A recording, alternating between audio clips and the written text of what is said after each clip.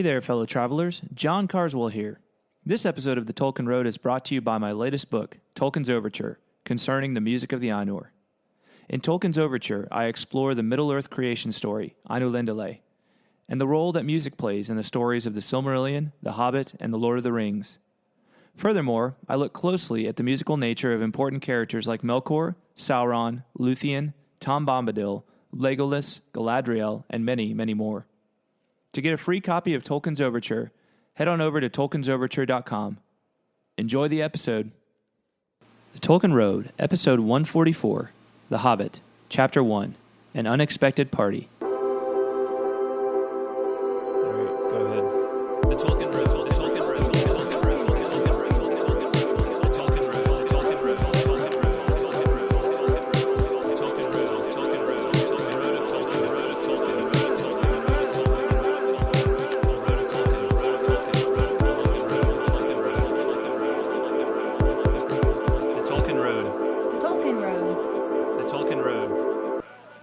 Hey there, fellow travelers. Welcome to the Tolkien Road, a long walk through Middle-earth.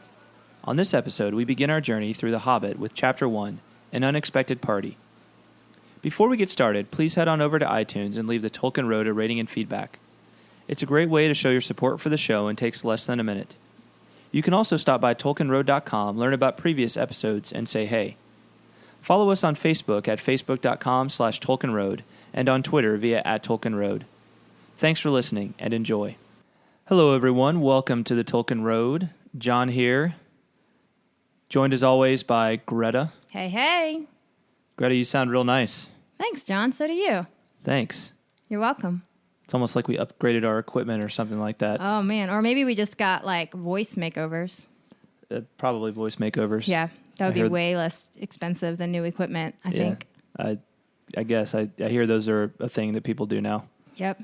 You can just get a new voice or get it made over, whatever you're talking about. Yeah, I'm not quite sure, actually. Maybe we should move on? Probably. Okay. So we're back. We've been gone for a little while. Yep. I want to start off by saying special thanks to our new executive producer, Sharon Burgess. Oh, hey, Sharon. Sharon Burgess of Australia. Oh, actually. So, very cool. Yeah. Very, very cool. Right on. I think I got that right, but if I didn't, sorry, Sharon, correct me. Send me an email and correct me, but we'll just go with it, Wait, you mean whether you got her name right or you pronounced Australia right? I'm pretty sure she's from Australia. That's what I was saying. Oh. I always second guess myself on these things, though, because then I'm like, oh, what if she's not? And I totally said she's from Australia. What if she's really from New Zealand? Oh, man. That would be bad. And what if she has a thing against Australians? Exactly. That would be really bad. Well, if she really does have a thing against Australians, she'll let us know, I'm sure. That's right. That's right. So, but thanks for being our executive producer, Sharon. Thank you very much. That's so cool. I'm pretty sure she's from Australia. Okay. So, yeah, I think we're good. Okay. Well, that's awesome. So, or maybe it was... No, maybe she said, whatever you do, I have only one stipulation as your executive producer. Don't say I'm from Australia. Well, maybe I got it backwards. Okay. I don't know. Well, this season's off to a roaring good start. Oh, man. A roaring good start. I don't know why I even tried again. Oh, it's just another failure. That's all right. It's like riding a bike. We'll get back on soon enough. That's right. It already got kind of hot in here with the AC on. I'm kind of thinking about turning the AC on and testing out if we can actually keep it quiet enough. Because I think with our new recording setup here, it's not even going to show up on the recording. So, well, if you're up for a gamble, I'm up for it.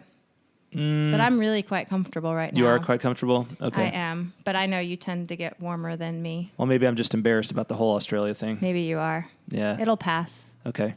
I should probably just move on now. Probably should. So, what are we doing? We're talking about The Hobbit. The Hobbit! Chapter 1. Oh my gosh, I love this book so much. An Unexpected Party, which I'll probably refer to frequently as An Unexpected Journey because of the title of the film, which obviously took a riff off of the chapter, That's the first chapter in the book. But the first chapter is actually An Unexpected Party. An Unexpected Party. So, or a surprise party, you might call it. Surprise party. Surprise. Maybe. Surprise. I think unexpected is more appropriate, though. Yeah. Because you think of surprise parties as being like welcome surprises. Yeah. Right? Yeah. And unexpected is more like you weren't expecting it, and so it's not necessarily a good thing. Yeah. Good. You know what I mean? Good analysis there. Yeah, I know. Yeah, good. Although Solid. you and me both being introverts, surprise parties are actually not that fun either. So, but unexpected is probably less fun for more people. I did throw you a surprise birthday party the first year we were married. You did. That was very sweet of you. Yeah. We haven't done that kind of thing since, though. No, we haven't. We learned our lesson early. Hey, and we're still trying. We're kind of getting used to this equipment too. So we're trying to talk into the microphones the right way. I feel like I turn my head and maybe it doesn't pick up as well. So, hopefully, just bear with us. We're trying to get used to this stuff. I think it's going to make it all sound a lot better, especially Greta, because I know in the past people have been like, I think there's this other person on the podcast with you named Greta, but I can't hear her. But you always talk to her, so she is real. And hopefully you're going to hear her much better now. So I'm really trying. Yeah, because she has a much nicer voice than I do. So, oh, thanks. You're welcome. Okay, so The Hobbit. I don't know about you, Greta, but I first read The Hobbit when it was the first thing I ever read by J.R.R. Tolkien, and I read it when I was like 11 or 12. And I remember enjoying it, but I wasn't like, oh, I've got to go read everything else J.R.R. Tolkien wrote. Yeah. You know what I'm saying? Yeah, totally. And maybe that was just a little bit of like, where I was. So my dad had made me read it one summer when I was like 11 or 12. Mm-hmm. It was like summer reading instead of just like sitting around playing video games or whatever it is I was doing. Yeah. It was like, you're going to read this book. And then I think he even made me do a book report on it. Whoa. So that's intense for the summer. Yeah, over the summer. Well, good thing. You probably have your dad to thank for your brain not being mush right now. Probably that one thing. That one thing. Got you started on the right path. Mm-hmm. Yep. So, I remember enjoying it. I knew of The Hobbit because there was the animated version would get shown on like public television. No, like the Disney Channel or something like that. I think. Oh, really? Yeah. I didn't realize it was that high budget. Well, I don't know that it's super high budget. I mean, back then, stuff that was shown on TV like that wasn't necessarily. I mean, this is in the age before like big budget movies and stuff. You know what I'm saying? Yeah, I forget how old we are. Sorry. Yeah, I mean, and that movie came out in like the 70s, but I knew of it from that, and I thought it looked kind of interesting, but I wasn't really into the Dungeons and Dragons. I was more of a Star Wars guy. Yeah. I was like spaceships and stuff. But my dad made me read it. And I enjoyed it, but that was kind of the last thing I had to do with Middle Earth until the first Fellowship, or until the Fellowship of the Ring film came out in 2001. So that was probably like a span of close to 10 years. When you first read it, and when it first came out, yeah. Well, I didn't read any Tolkien until I met you, so yeah. I first read The Hobbit much later in life. Mm-hmm. And then I think I read it myself and I really liked it. And then I read it out loud to our daughter when she was 6 or 7, maybe. Yeah. So that was probably, what would that have been? 8, 9 years ago? That was the last time I read it. Man, that is that long ago. It's been that long. Crazy. I know. She's 14. She's 14. Weird. Unbelievable. Yeah, but so I was really, like, I feel like I'm this third time around, though, I'm appreciating it so much more. Mm-hmm. Well, it also is nice given what we've been reading for the last several years on this podcast. We've gone kind of the reverse order that you'd think to go. We went with the Silmarillion first, which is the most difficult of the works. Yeah. And then we did the Lord of the Rings, which is not quite as difficult as the Silmarillion, but it's not easy either, and it's long. It's really long. And there's so much going on in it. And now we're on The Hobbit, which is much more like It's much more like a children's story. It's much more like a fairy tale in a lot of ways. Yeah. What we're accustomed to is a fairy tale. Right. So, we'll talk about some of those different aspects of it as we go through. So, opening line, right? Great, famous opening line, maybe the most famous line in all of Tolkien's works. In a hole in the ground, there lived a hobbit. Yep. right? Yep. And great story behind this, right? Behind that line. Do you know the story behind the line? Have I ever told you that before? I don't think so. I don't think I know it. So I'll go ahead and, in order not to butcher it, I'll go ahead and pull it from the Annotated Hobbit, which is by Douglas Anderson. Pretty cool book here, actually. It's very pretty. Yeah, it's very pretty. It's hardback, and it's exactly what it says, right? It takes the actual Hobbit, right, the story that we have, right, but it adds in all of these notes and different things, like different information about influences, different, all kinds of different stuff about the background of the story, how the story came to be written, influences. I think I already mentioned influences. So, it's a cool book. If you are a fan of The Hobbit, you should pick up this book and read it next, right? If you're going to read the story along with our podcast, it might be a great thing. It might be a great version of the story to read, so you can pick up all the different influences and that sort of thing. So, highly recommended, The Annotated Hobbit, and it's annotated by Douglas Anderson. Of course, the story itself is by Tolkien. But I wanted to read from, let's see here. I wanted to read from the intro about how that line came to be, right? So, on page 8 of the Annotated Hobbit, it says, Tolkien often recounted how he began the story. One hot summer afternoon, he was sitting at home at his desk, correcting school certificate examination papers on English literature. He told one interviewer, "One of the candidates had mercifully left one of the pages with no writing on it, which is the best thing that can possibly happen to an examiner, and I wrote on it. In a hole in the ground, there lived a hobbit. Names always generate a story in my mind. Eventually, I thought I'd better find out what hobbits were like. Elsewhere," he added, "later on, some months later, I thought this was just too good to leave just on the back of an examination paper. I wrote the first chapter first. Then I forgot about it. Then I wrote another part. I myself can still see the gaps. There is a very big gap after they reach the eyrie of the eagles. And after that, I really don't know how to go on."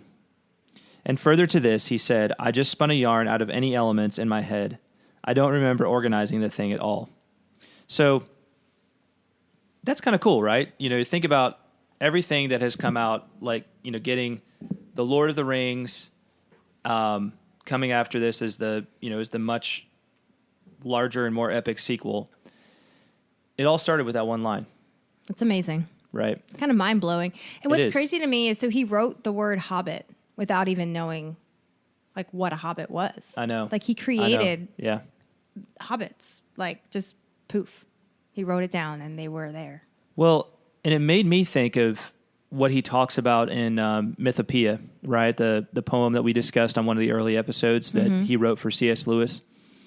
And in that poem, he kind of paints this picture of being inspired by a mysterious source, right? Not really knowing where these creative inspirations come from, but kind of having to follow them, right? Like just being, It's like something that comes out of nowhere, and you don't feel like you can completely take credit for it, right? Like, oh, I'm such a, I think Tolkien, if we could talk to him right now, would be like, I saw this stuff through, and I want to give myself the credit I deserve for doing all this. But at the same time, I don't know where that word came from, right? It just kind of sprung out of my imagination. Like divine inspiration or something. Yeah. Of a sort, yeah, right? Yeah. I don't know that he'd call it that, but that's definitely kind of on the track that I'm thinking of, right? It's a mysterious sort of inspiration that comes from elsewhere. Right. Came from somewhere outside yourself. Yeah. I think that Tolkien would agree with that. And again, it reflects what I feel like he says in Mythopoeia, right? Yes. So, which, if you don't know what we're talking about there, go back and listen to that episode. And you'll get a good feel for it. So yeah, just it's beautiful to me that this story, and then this story gave us hobbits. That one episode gave us the Hobbit, right?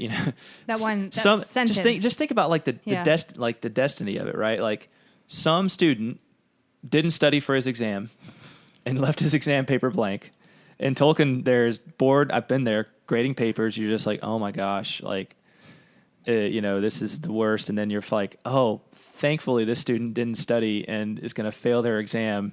And so it's just blank. And then he's like, boom, in a hole in the ground there lived the Hobbit. He's like, starts writing it down. And then fast forward to where we are today, and Hobbit is like a thing, right? Everybody knows what a Hobbit is. And arguably, I mean, two of the greatest works, definitely two of the most popular fictional works of the 20th century, and possibly the most important, I would say, most important works of the 20th century came out of that one little thing. Yeah, I have a question for you. Yeah, maybe this is just as I'm not like a paper grader most of the time, but is that just like a natural inclination for some, like if you were to come across a blank exam, would you start writing on it, or would you just be like, oh, thank God, one less paper to grade and move on? That just strikes me as odd. You know what I mean? Yeah. Like, you'd be like, oh, yes, a blank test. I can write whatever I want on it. I'd probably write something like, why didn't you write anything? Didn't you study? Or something like that, right? To give the student, and then give it back to him, like with a frown on my face, like a frowny face on it. Yeah. And a big F, F, F, F, F. Yeah. You fail. Yeah. Anyway. You shall not pass. You shall never pass. Well, that was off topic. I just thought that was kind of funny. Yeah. That was Tolkien's inclination with a blank exam. It is kind of funny, right? Now, we should note that the Silmarillion was already in existence and in a kind of an early form when this apparently happened, when this likely happened, right? Because Tolkien had started writing those stories during World War I. And this is at least... this is around a decade after that period that he would have written this. In a hole in the ground there lived a Hobbit. But it was, think about it, like, if he hadn't done that, if that hadn't happened, it's hard to argue that hobbits are the reason that Middle-earth became as famous as it did, right? Like the Silmarillion was close to his heart and was the most important thing in his mind, but it took hobbits to get that world popularized. That makes sense because they're accessible. Yeah. As beautiful and wonderful and amazing as the Silmarillion is, it's a tough nut to crack. Yeah. Whereas hobbits, I mean, they're lovable and, there's really nothing not to like about hobbits. I know. Yeah. So it makes sense that's what took his writing to the next level. Yeah. And I mean, Tolkien said as much, right? He said, he said laughingly in at least one instance that he didn't think the Silmarillion would be as popular as either of his other stories because no hobbits. No hobbits. Right? No hobbits. Yep. There's just something very relatable about hobbits for us Hunams. So yes, totally. I agree. So, yeah.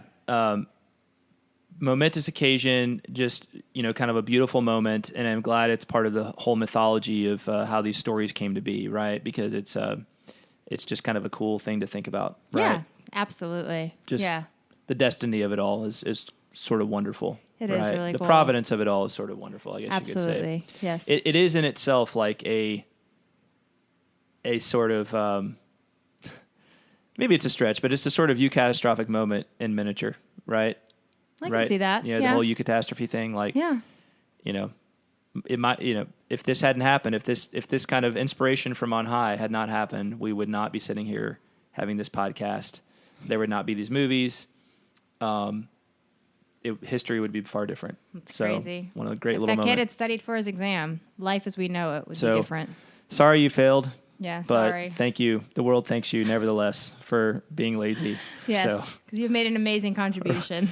Well, we don't know that he was lazy, but whatever it was, we thank you for failing that exam. Yes. So, yes. Yeah. And you were probably like, what is this Hobbit thing that we're talking right, about? Exactly. Right. Although I don't know that he ever got it back. I think he may have held on to the exams. I don't think that they ever turned the exams back over to their instructors. They just got the grades. Because he said he dug it out, right? All right, anyway, moving on. So the story opens with that line, of course, in a hole in the ground there lived a hobbit. Right. And we're clear on this, right? Not a nasty, dirty, wet hole filled with the ends of worms and an oozy smell, nor yet a dry, bare, sandy hole with nothing in it to sit down on or to eat. It was a hobbit hole, and that means comfort. This was a comfortable place. It was a nice home, actually. You know? Yes. As we of course have seen done justice to in the films. We get that impression here. No going upstairs for the Hobbit. Bedrooms, bathrooms, cellars, pantries, lots of these. Wardrobes. He had whole rooms devoted to clothes. Kitchens, dining rooms, all were on the same floor, and indeed on the same passage. So this is a comfortable place. This is a home that probably, well, except for its size, any of us would be pretty comfortable in, right? Absolutely. So, yes. If we were... I would probably be very comfortable in it. Yeah, well, you might be comfortable in it because, I'm short. You would be tall for a hobbit, though. Oh, that makes me feel good about myself. Yeah. Thanks. Yeah, so... But, yeah, I might have to duck around a few corners. But, yeah, I would like to visit the hole in the ground. Yeah, well, maybe one of these days we'll go on over to New Zealand and check it out. Check out the set. That would be very Check out cool. the set of the movie. Yeah. So Bilbo, one thing we learned about him is he's very well-to-do, right? We learned that very early on. He comes from a wealthy family and sort of a well-known family in his parts, right? The Baggins family. Yes. Yep. So he's just out doing his thing, having an easy day. Mm-hmm. It's not clear that he really even works all that much, right? He just seems to be, and I think this is an important note. I don't think it's ever explicitly mentioned, but he's sort of a noble kind of, right? He's sort of I think that's the right term, like a lord or he's not one of the, he's not working class. Right. Right. He's a respected member of his society. Yeah. People come to him asking to borrow money. Right. Right. They look up to him. Yeah. Yeah. He doesn't necessarily have to do an honest day's work to get by. Right. He's got the money from from inheritance and that sort of thing to support himself. So, and that's interesting, of course, because later on Frodo, when we look at the Frodo and Sam relationship in Lord of the Rings, we see very much a kind of a master and servant relationship going on there. It's a very affectionate one, but we see it started out here, right? The Baggins family is a well-known, well-to-do family. Right. So yes. So he's out enjoying a smoke one morning, and up walks this large fellow, much larger than a hobbit, and it's Gandalf, right? Right. So he doesn't know it's Gandalf. Right. So here's what we have. So all that the unsuspecting Bilbo saw that morning was an old man with a staff. He had a tall, pointed blue hat, a long gray cloak, a silver scarf over which his long white beard hung down below his waist, and immense black boots. "Good morning," said Bilbo, and he meant it. The sun was shining, and the grass was very green. But Gandalf looked at him from under long, bushy eyebrows that stuck out further than the brim of his shady hat. "What do you mean?" he said. "Do you wish me a good morning, or mean that it is a good morning, whether I want it or not? Or that you feel good this morning? Or that it is a morning to be good on?" That, just a great start right there. So great good. start to the dialogue. I know. And Bilbo, all of them at once, right? Bilbo's just kind of like, I guess I meant all of them at once, right? All of those things. Yes. So, without realizing it, yeah. Well, and you think about how often we say just good morning or something like, we say offhanded greetings to one another, and we haven't really thought about exactly what it is we're saying, right? Every once in a while, you'll say something like good morning to somebody who's obviously not having a good morning, or, has reason not to have a good morning. Like, "Oh, hey, good morning. How you doing?" And it's like, "Oh, wait, I just totally said that." And your dog just died or something like that, But Gandalf here is just kind of laying into Bilbo immediately. Yeah. Right? Yep. It's almost like he's sort of, we learn that Gandalf knows of Bilbo, right? This is not the first time Gandalf has met Bilbo or vice versa. Right. We're going to learn that, but it's almost like he's kind of giving Bilbo a hard time. Yeah, he's ribbing him a little bit. Yeah. Yeah. But, I think that's also a sign of affection. Mm-hmm. Right? Yeah. Because if you don't like someone, or if you don't have any kind of affection for them, you're not going to take the time. to kind of, poke them a little bit. That's right. Yeah, you do. You definitely, especially like with our kids and with the students that I teach, I'll often kind of play word games with them, right? Push back in little ways on things that they might just say that are trite. I like doing that, especially in school when it's like, well, they give an answer and, they're like, well, duh. And it's like, well, can't you do better than that? Like, can't you go a little deeper? Right. Yeah. So that's good. That's good to be challenged that way. But it's there's definitely affection in doing that. It's not just to be a jerk. Right. Absolutely not. And Bilbo, of course, he's smoking his pipe. And he's just having a good time, right? And a very fine morning for a pipe of tobacco out of doors, into the bargain. If you have a pipe about you, sit down and have a fill of mine. There's no hurry. We have all the day before us. So Bilbo is friendly to him, right? He's not too taken aback by this. Gandalf agrees that it's a pretty morning, but I have no time to blow smoke rings this morning. I'm looking for someone to share in an adventure that I am arranging, and it's very difficult to find anyone. Bilbo, at that, everything sort of changes for him because he wants no part in adventures. No part. Although, did we? I hope I'm not jumping ahead, but I think it was earlier in the chapter where they talked about the Took side and the Baggins side, right? Yeah, that's right. So the Tooks actually were rather adventurous, right? Yeah. So Bilbo Baggins is part Took and part Baggins. That's right. Right. So, the Baggins part is obviously winning here, because the Baggins are perfectly happy to. What is it? My favorite thing he says is, "Adventures are no good, make you late for dinner." That's right. Yeah. Anyway, I was just saying that. Nasty, disturbing, uncomfortable things make you late for dinner. Right. Exactly. But he. Anyway, I'm not quite sure where I was going with that. But I guess I was just kind of opening the door for the fact that maybe Bilbo might change his mind because he is part Took. Good point. And yeah, we did skip over that a little bit. There's two parts to him. Yeah. Right? He's got the Baggins side, which is the comfortable side. Right. And take it easy side. And then he's got the Took side from his mother, right? Yep. Belladonna, right? The Tooks are the most adventurous of hobbits. Yes. Tend to be the most adventurous of hobbits. So he's got that in him, but that part of him is apparently asleep, right? That part of him is, he hasn't exercised it much. Has not been awakened in him. Yeah. That's right. So Gandalf invites him, mentions something about looking for someone to share an adventure, and Bilbo makes it very clear that he wants nothing to do with it. He says, "Good morning." That's right. Which is, a funny, I don't think I've ever actually said a good morning as a way of getting somebody to stop talking to me. Leave you alone. I know, right?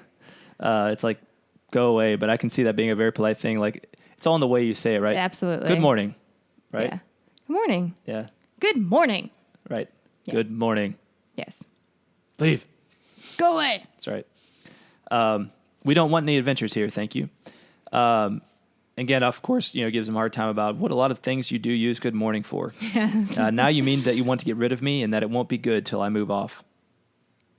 So then they start talking about names. Bilbo feels kind of bad for being so abrupt with him. And he says, Gandalf says, well, I know your name. You're Bilbo Baggins, and I am Gandalf. And I like this line. To think that I should have lived to be good morning to buy Belladonna Took's son, as if I were selling buttons at the door. Yes. And so he remembers that Bilbo remembers at that point something about Gandalf, right? Right. He remembers that he's that wandering wizard that gave old Took a pair of magic diamond studs that fastened themselves and never came undone till ordered, right? I mean, there might be a whole story there, right, to be told at some point. Of all of Gandalf's... Yeah, the pre-Bilbo escapades for Gandalf, right? Yeah, so good point. The magic diamond studs that he gave the old Took, who knows what that's all about, right? But apparently it's well known enough that Bilbo knows about it here all these years after it apparently happened. Yeah. So pretty cool. Yeah. Just make sure you talk loud enough. Were you pointing to? I know. I was pointing to yours because you weren't talking loud enough. Oh, was I not? No, you were not. Because you were too busy looking at me. Well, you can also look at our screen here and you can see, because you're the think you're the bottom line. So Oh. below the line, if it gets large, then that means that you're talking louder. And if it's very small, then that means you need to talk a little louder or Okay. closer to the microphone. Got it. Okay. Yeah. So We'll get the hang of this eventually. right on. Okay. Right on. I'm going to turn on the air conditioning because I'm really like burning up. So Go for it. Diddly. I think it's going to sound just fine. And we're going to cool off here. I'm going to cool off at least. You might still be cool I'm not enough. in the direct line, but I think I'll be okay. Yeah, well, you weren't All right. complaining like I was. No, it's true. All right, so it all comes flooding back to Bilbo now. He remembers a good bit about who Gandalf is. Yes. So, but this doesn't really, he kind of remembers him fondly, but this doesn't really do a lot for him, and he still just really doesn't want to have any part in an adventure. He invites him to come to tea and everything, but then he's like, why did I do that? Right. Yeah. And he just kind of eventually runs back inside and tries to forget about it all. So. Yep. But Gandalf doesn't leave without leaving his mark. Leaving a mark on the door. Right. Yep. The next day, he had almost forgotten about Gandalf. He did not remember things very well unless he put them down on his engagement tablet like this: Gandalf Tea Wednesday. Yesterday, he had been too flustered to do anything of the kind. The next thing he knows, there's a knock at the door. And, he's like, oh, that must be Gandalf. But he opens the door, and it's not Gandalf. Not Gandalf. It is Dwalin at your service. One of the dwarves. A dwarf with a blue beard. Bluebeard. Now, do you think this is actually like a vividly blue beard, or is this just a kind of a gray blue beard? I would think it's more like a blue-gray beard. Yeah. The dwarves don't strike me as the kind that would dye their hair. I don't know. Maybe they can just grow blue hair. Maybe. Wonder how they But did I this. think it's probably more grayish blue. Maybe. I kind of want to look up a picture of Dwalin now from the movie, and I don't remember him having a blue beard in the movie. well, let's just see what they did with that. Okay. Yep, no blue beard. Looks quite brown to me. Yeah, it does look pretty brown. Looks like Jackson may have missed that tiny little detail. Oh, well. Epic Well. failure. Yeah. I kind of wanted to see a blue beard. Anyway, he doesn't even have a golden belt in that picture. Goodness. Goodness Well, okay. gracious. Not a detail-oriented person, I guess. I never. Anyways. All right. So Dwalin. We'll talk about the movie, though. We'll probably Yeah, we'll reference do it, our but review. we'll do our review of it in a later episode. All right. So Dwalin comes in. Bilbo says, Bilbo Baggins at your service. I'm just about to take tea. Pray come and have some with me. A little stiff, perhaps, but he meant it kindly. And what would you do if an uninvited dwarf came and hung his things up in your hall without a word of explanation? This has to be very strange for Bilbo. Yeah. Yeah, this guy just comes along and all of a sudden he's there for tea. Right. And Bilbo doesn't exactly feel prepared for this at all either. But it's not too long before more dwarves start to arrive, right? Yes. Next we have Balin with the white beard. By the time he served Balin and Dwalin, we get a couple more with yellow beards and silver belts, Feely and Keely, right? So we've got 4 now. Yes. 4. Then we've got 5 at once. Dori, Nori, Ori, Oin, and Gloin. That gives us 9 total. 9 dwarves total. That's quite a lot of dwarves. That is a lot of dwarves. They're not small either. But oh wait, we're not done. Nope. We are not done. I know Not you by thought we a were. long shot. We've got maybe the most important of all of the dwarves coming, and I mean by that, Bomber. Bomber. That's right. Yep. Bomber. He of the start rolling and take out thousands of orcs at once, because that's in the movie. All right, because he's fat. Is that what you mean? Yeah, he rolls into a. It's a funny scene anyway. What they do with I like that scene, even though it's very it's very overwrought. Maybe it's still highly comedic how he he just starts like rolling and he starts taking out all these bad guys. Anyway, Bomber is a funny character. He is. Comic relief. Yeah, so that makes 12. Bifur, Bofur, and Bomber makes 12. And then last but not least at all is Thorin, right? Oakenshield. Thorin Oakenshield. You can tell he's important just by his last name. Yeah. It says this last belonged to Thorin. So it says Thorin was an enormously important dwarf. In fact, no other than the great Thorin Oakenshield himself, who was not at all pleased at falling flat on Bilbo's mat with Bifur, Bofur, and Bomber on top of him. For one thing, Bomber was immensely fat and heavy. Thorin indeed was very haughty and said nothing about service. But poor Mr. Baggins said he was sorry so many times that at last he grunted, "Pray don't mention it," and stopped frowning. "Now we are all here," said Gandalf, looking at the row of 13 hoods, the best detachable party hoods, and his own hat hanging on the pegs. "Quite a merry gathering. I hope there is something left for the latecomers to eat and drink." So, Bilbo is still running around trying to get enough food for now 14 people because Gandalf is there again. Yep. Right.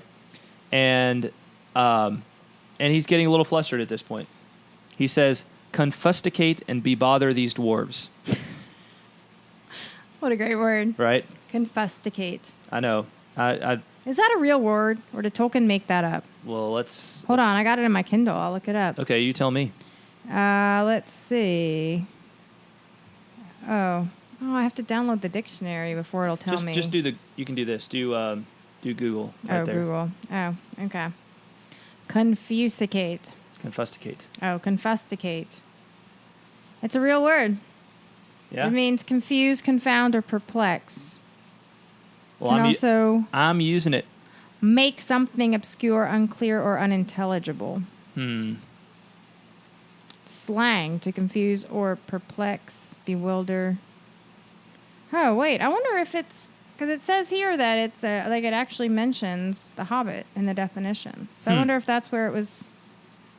It doesn't sound... It sounds like a word that might be a... Here we go. 1845 to 1850. Used by J.R.R. Tolkien in The Hobbit. Pseudo-Latinism formed from English confuse. So it actually... It originated with Tolkien. There you go. Well, you know, he does that some, right? He does that. And especially with the Hobbits, he tends to do that, right? Yes. 11st. Oh, right. 11st birthday. 11st. No one says 11, right? But... So, wait, if it's from confuse, shouldn't it be confusticate? Well, how does it say it's pronounced there? I just got You out can of do it. The pronunciation. Yeah, here we go. Click on it. Oh, that thing. Confusticate. Oh, fine. You were right. Yeah, confusticate. Let everybody hear it. No. We already admitted that you were right. Nope. I X'd out of it. Done and done. Darn. Confusticate and be bother. Mm-hmm. Be bother. Good words. I'm going to use those. Next time I get annoyed with someone. So what's interesting is that when I highlighted be bother, there's no results. So that might be a made-up word, too. Bother. Bother. I think it's be bother. Bye-bye. Bye-bye. Anyway. All right. It does not exist. Anyway. Moving on. Tolkien's a language genius. Yes, he is. Well, what else? I mean, we knew that. Yeah, we did. So what he's getting most frustrated by is that the dwarves aren't helping, right? They're just sitting around letting him do all the work, right? And then, but he's doing his best to be polite in all of this. That's what's kind of funny about it, right? Well, he's a hobbit. Right. So he may be comfortable and lazy and unwilling to go on adventures, but at least he's polite. He's very polite. He's really trying to be hospitable and be polite. And he's a very good host. Yeah. He is a very good host. He is. And I would say these are not the best guests, right? They're not very considerate. Right. No. Probably not your normal Hobbit guests. So I have a question. Is this Bilbo's first experience with dwarves? Or do you think he's interacted with them previously? That's a good question. I think... He knows of them, I think. He may have had previous interactions. I'm trying to remember from from other stuff if he's had previous interactions. I don't think a lot. I don't think like this. This is probably I think he's aware that dwarves exist and maybe has met some before in different places. Okay. Because I think they travel. The backstory on the dwarves is that a lot of these dwarves are from the are from the Blue Mountains, which are to the west, Right. of the Shire. And I think there's been a lot of like travel between there and other places to the east. Okay. So there's a chance that, if he's been to Bree before, if Bilbo's been to Bree before, he's met a dwarf or That two, would right? make sense, yeah. But he's probably never hosted any. Right. Yeah. Right. So this is definitely a brave new world for him. Indeed. So so the dwarves can kind of tell that Bilbo's getting a little bit, getting a little upset about all this, right? Yeah. And he says, "Please be careful. Please don't trouble I can manage." But the dwarves start to sing their song, right?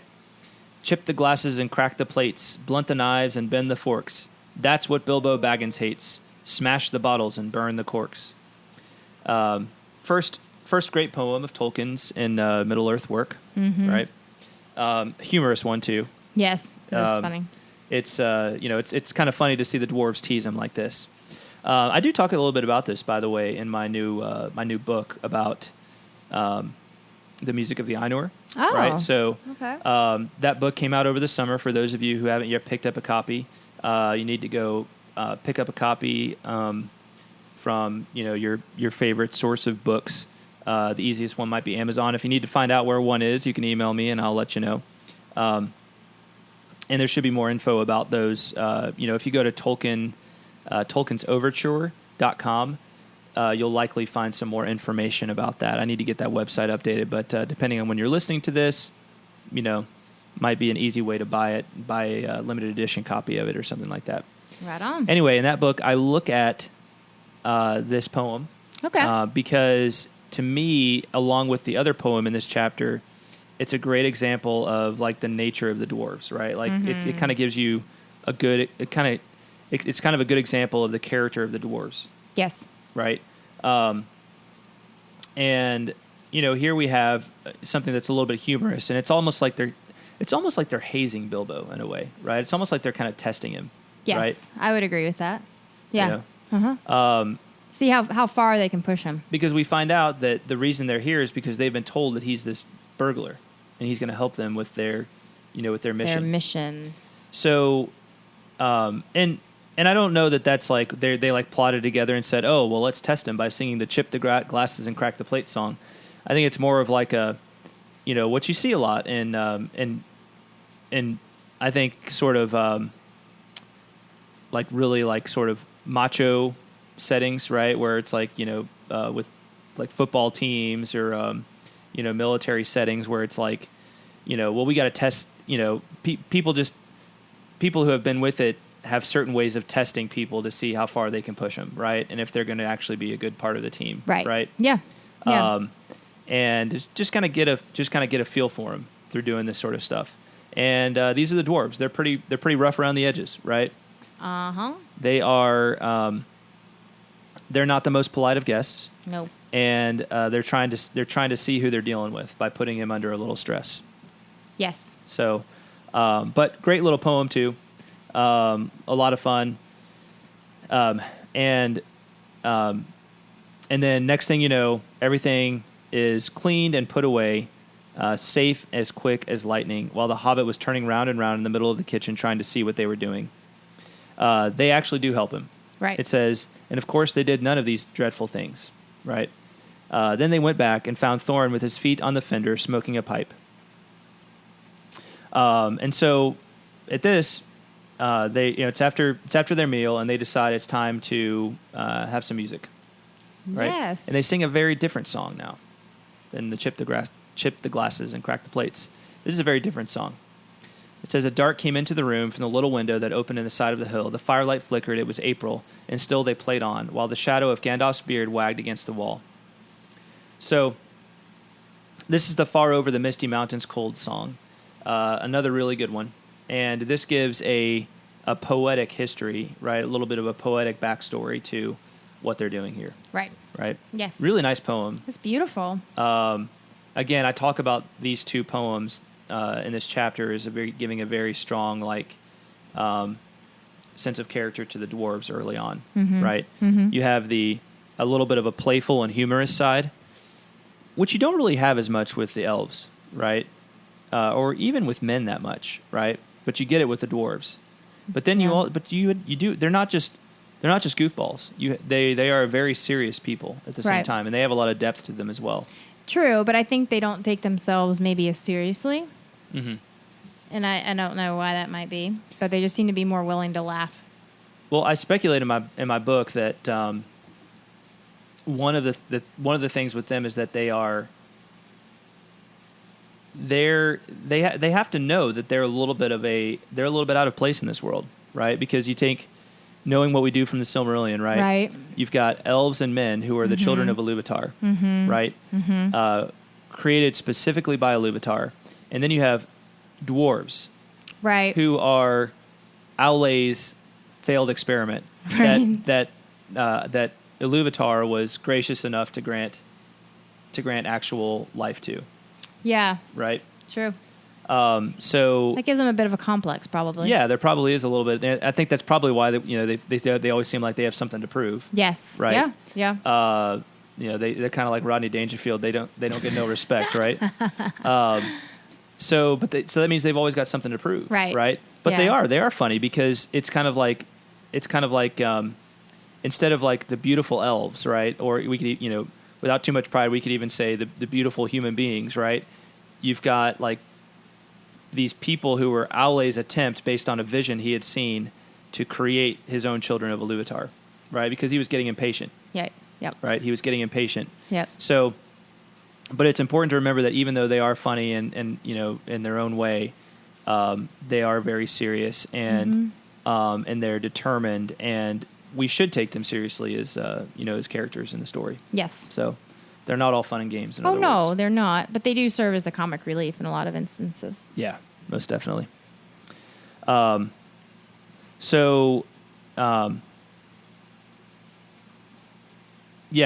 ahead a little bit. We're not going to read. You're going to read the poem. Well, do you want to? We can do that. I don't think it'll take that long. It's pretty. You want to do back and forth on it? Yeah, let's do that. All right. You want to start out? Sure. Okay. Far over the misty mountains cold, to dungeons deep and caverns old, we must away ere break of day, to seek the pale enchanted gold. The dwarves of yore made mighty spells, while hammers fell like ringing bells, in places deep, where dark things sleep, in hollow halls beneath the fells. For ancient king and elvish lord, there many a gleaming golden hoard, they shaped and wrought, and light they caught, to hide in gems of hilt of sword. On silver necklaces they strung the flowering stars, on crowns they hung the dragon fire, in twisted wire they meshed the light of moon and sun.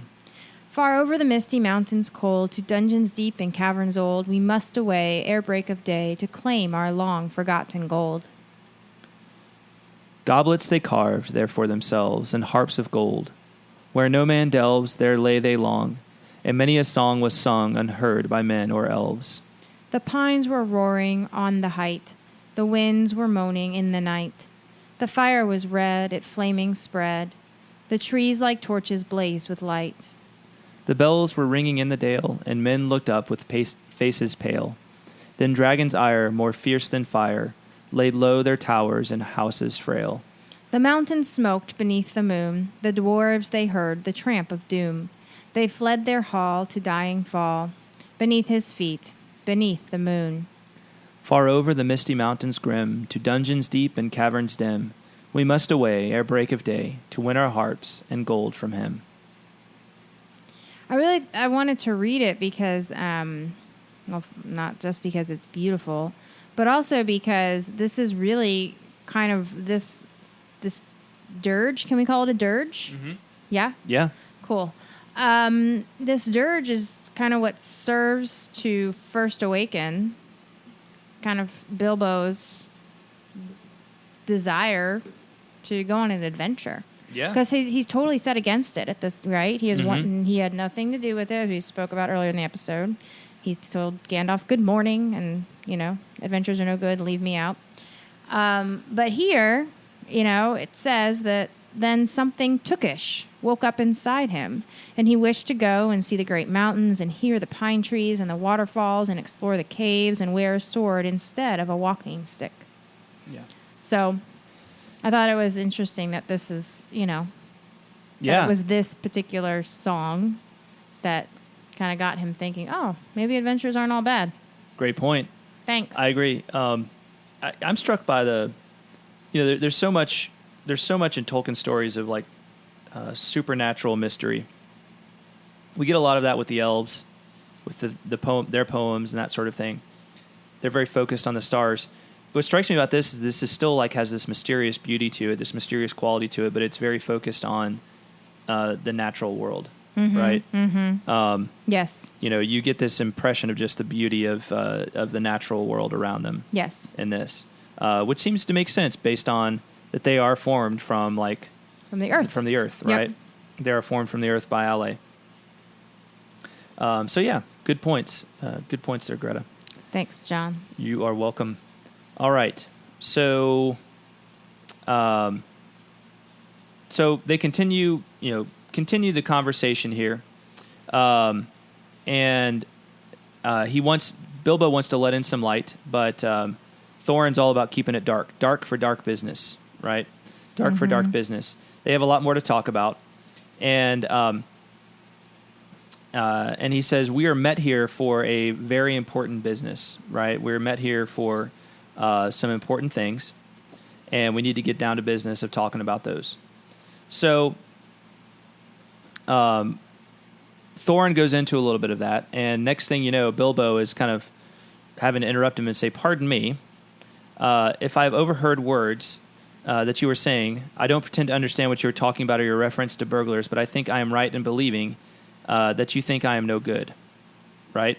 So Bilbo is finds himself put to the test a little bit here, right? Yeah. He's, again, like you were talking about, where this song wakes up something in him. Now that he is kind of being questioned, right? He looks more like a grocer than a burglar. Mm-hmm. He takes issue with that, and all of a sudden he finds within himself a desire to prove himself. Yeah. Right? Yeah. Whoa. I almost lost my page. All right. So it even says the Took side had won, right? Mm-hmm. As for little fellow bobbing on the mat, it almost made him really fierce.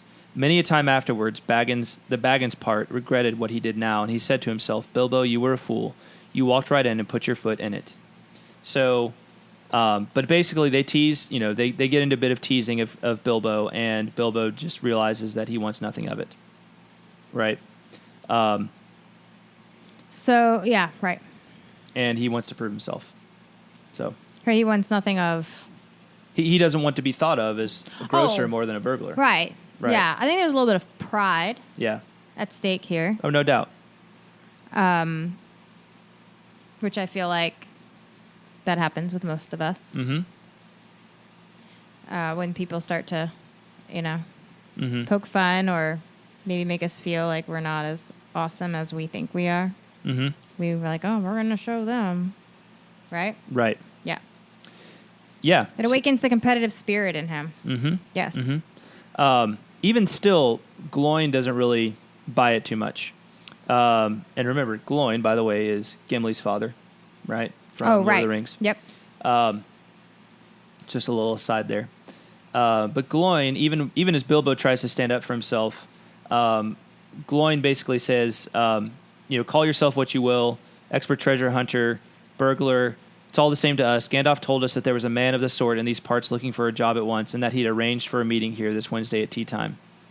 And Gandalf stands up for Bilbo here, right? Bilbo is my choice, right? It'll be interesting to go and read some of the more in-depth stories that come later on about why Gandalf orchestrates all of this, right? Oh, yeah. He has his reasons. And we'll find that out in a little bit in this, but much more in some of the stuff in like Unfinished Tales. And also you get a little bit of a picture in The Lord of the Rings. So Gandalf says, I chose Mr. Baggins. Just let anyone say I chose the wrong man or the wrong house, and you can stop at 13 and have all the bad luck you like, or go back to digging coal. Right? Mm-hmm. So, he puts his own challenge to them and puts a little faith in Bilbo there. Right. I have chosen Mr. Baggins, and then that ought to be enough for all of you. If I say he is a burglar he is, or will be when the time comes. There's a lot more in time than you guess. There's a lot more in him than you guess, and a deal more than he has any idea of himself. You may possibly all live to thank me yet. Now, Bilbo, my boy, fetch the lamp, and let's have a little light on this. So they start looking at the map, and they're trying to... And Bilbo learns about the Lonely Mountain here. And that this is the destination for their little adventure that they're going on. Right. Right. Yep. The problem is they don't know how to get in. Right. Right. They don't know how to get into this place, and that's part of the reason that Bilbo is coming along to help them figure that out somehow. Right. Yes. And we get a little bit of the backstory of how the dwarves came to be in this situation on the Lonely Mountain, and how once it was a wonderful kingdom, right? And it was a place that existed in harmony with men, right? The men of Dale, right? And how Smaug, the dragon, came and took over the mountain, destroyed Dale, and the dwarves became exiles at that point. Right. Right. Yes. So the dragon is still there. Yeah, the dragon is still there. Smaug is his name. Mm-hmm. Yeah, so, I mean, any other items in this, for me, it's tough because I've read this story so many times that it's like, it's all kind of familiar to me, but in going back and reading it again this time, what notes did you make through some of this?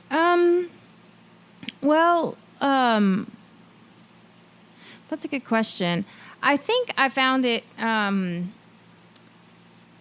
think I found all the, it was a good kind of refresher. Just a little bit about, like the little bit of history about the dwarves and about how they used to live and how they're doing now, why they were, cast out of their home. And then, the little bit about his dad, Thror, right? And his grandfather. Anyway, I don't know that like anything really like this part. I enjoyed all his backstory. Yeah. Like, because you know me, I like the backstory stuff, but there's nothing, especially after you've read The Lord of the Rings and you've read a lot of the other works and you've read this story enough, you kind of know the story, right? Yeah. It is interesting to see the necromancer come up here. The necromancer is, of course, Sauron under a different name. They don't know that it's Sauron. Right. Only Gandalf maybe suspects it at this time. Right. But yeah, the rest of this chapter is essentially, the backstory. It's getting Bilbo up to speed, right? Because Gandalf knows all this stuff, and so do the dwarves. Yeah. So it's really just, for Bilbo's benefit. And I misspoke. It's actually Thrain, right? Is Thorin's father? Thror is his grandfather. Thrain is his father. Thror is his grandfather. Right. Right. And it was his grandfather, Thror, that made the map. That's right. That they're dealing with now. That's right. Yeah. All right. Well, anything else you wanted to gab about in this here chapter, Greta? I thought it was funny how Bilbo took all of their breakfast orders and then decided that he wasn't going to cook for them again anyway. Yeah. And he just went to bed and had no intention of waking up early and cooking for anyone. I thought that was really funny. I was like, go Bilbo. Because I think because the kind of host he showed himself to be earlier in the chapter, I think that was probably really hard for him. Yeah. Because it was probably it was something that he probably really wanted to do. Right. Or felt like he should do, but he was just like, no, I'm not doing it. I'm done. So I think I thought that was funny. It was like the final straw. It just showed you how over everything he was. Yeah, you see a lot of development in him over the course of this chapter. Yeah. It's really kind of a roller coaster for him, I think. You know? I mean, it's just, you think about how the chapter begins and then how it ends, and it's almost like he's lived almost an entire lifetime in just this day. Because it's just been so many things that he would never have expected to experience have come his way. So it's really, I think we're off to a roaring good start. Yes, indeed. A roaring good start. Roaring good start. Did you do a haiku?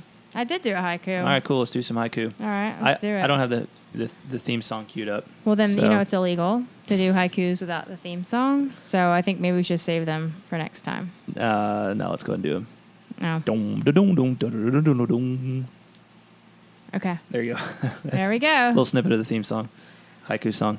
I haven't figured out. I got to figure out how to do the, how to actually get it into my whole recording manifold here to get it. Oh, like playing to get right. it synced up. Okay. Maybe I can find it here real quick. Now that you made me feel bad. Well, I'm really down. actually kind of disappointed that Oh, you didn't think it was going to be a big deal. Because, it really kind of is. Especially when we have words to it and everything. Yeah. All right, here we go. All right. Yep, that's not it. Did you find it? No. Oh. Hold on. Tolkien haiku theme. There we go. You're just going to hold it up to the mic? Oh, let's rewind.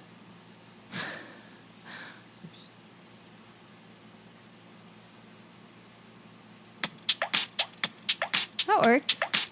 Are we singing? Yeah. Me or you first? You. All right. Here we go.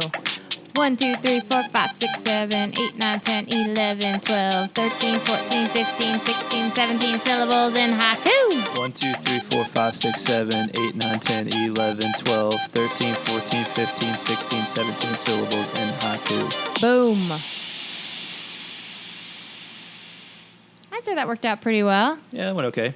Yeah, it's All better right. than none, which All is right, what your here we go. original plan was. Oh, yep. Rock, paper, scissors. Okay. Rock, paper, scissors, shoot. Rock, paper, scissors, shoot. Rock, paper, scissors, shoot. Ah! All right. Am I going first or you? You go first. All right. Unlucky 13. They need one more. But who? There. The signs on the door. Deep.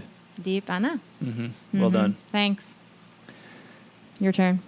Where it all begins, a single strange sentence in a hole in the ground. Huh. It's pretty good. Yeah. Mine had more inflection. Mine has more alliteration. Mine has more punctuation. False. Nope. I'm looking at it right here. Mine has a question mark and an exclamation point and an exclamation point. You just call it an exclamation point? Exclamation point. I have a hard time saying that word. It's true. An explanation point? Thanks for drawing attention to my to your speech not impediment. good speaking skills. To my not good speaking skills. Yeah. All right. Thanks for continuing to perpetuate your not good speaking skills. Yeah. So I could give you something to make fun of. All right. It's my specialty. That is a wrap on this episode. I think you're right. Thanks again to our patrons. So we have an all-new set of patrons for this season of the Tolkien Road. Oh. As I mentioned before, we have our executive producer, Sharon Burgess, as well as Chuck Farnung, David Dickinson, Bill Richardson, Katie Knorr, Al Taylor, Joseph Maimone A. I think that's how you say it. Sorry, Joseph. Michael Martini, Brian Orr, Emilio Perea, Eric Bissett, Kelly Knotts, Amanda Kaiser, Kate Watts, an anonymous patron, Chris Loftus, Gianni Damala, Per Brenner, and William Sutherland. You guys rock. You guys do rock, indeed. Thank y'all. Thank you very much. And looking forward to the rest of the season. Yeah, it's going to be fun. Yeah, definitely. Really, really fun. Next chapter is a fun one. Yes, they're all it fun, is. but next one's will be a lot of good discussion on that one. So yeah, well, lots to look forward to. Most definitely. Thanks for listening, everybody, yes, and we will guys. talk at you next time. Bye, y'all. Bye-bye. Please remember to check out truemyths.org and TolkienRoad.com for show notes and plenty of other Tolkien goodness. Also, if you're enjoying the podcast, please leave the Tolkien Road a rating and feedback on iTunes or your podcast app of choice, and stop by our Facebook page to say hey. On the next episode, we'll continue our journey through The Hobbit with Chapter 2, Roast Mutton. Please send correspondence to TolkienRoadPodcast@gmail.com. Thanks for listening, and until next time, the road goes ever on.